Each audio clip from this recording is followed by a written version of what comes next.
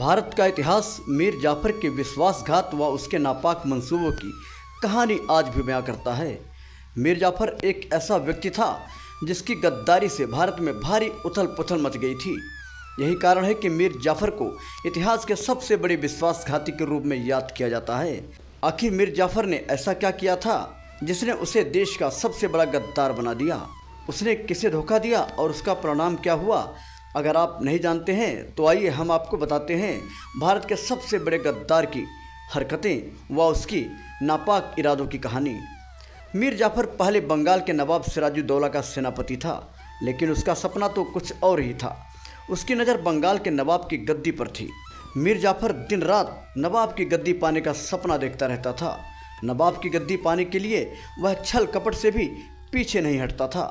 इसी बीच ब्रिटिश अधिकारी Robert Clive को मीर जाफर के सपनों की भनक लग गई और फिर उसने मीर जाफर को बंगाल का नवाब बनाने का सपना दिखाया।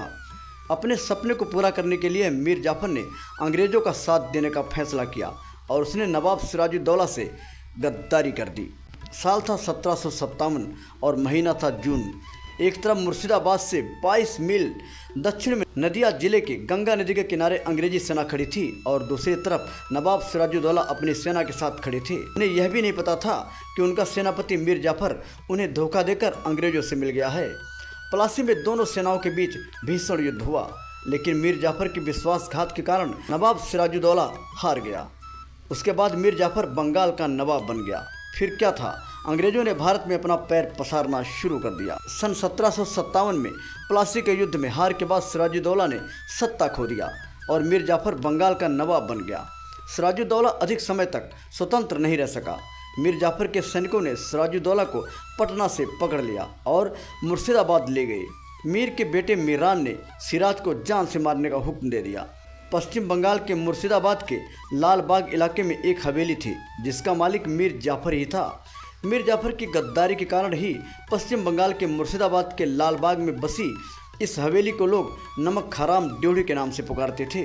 सिराज को 2 जुलाई 1757 को मुर्शिदाबाद के पास नमक हराम ड्योढ़ी के पास फांसी दे दी गई। क्रूर मीर जाफर ने सिराजुद्दौला के शव को हाथी पर लेटाकर पूरे मुर्शिदाबाद में घुमाया। उस दिन से लेकर आज तक मीर जाफर का नाम गद्दारों की सूची में दर्ज है। तो दोस्तों, आज के वीडियो में सिर्फ इतना।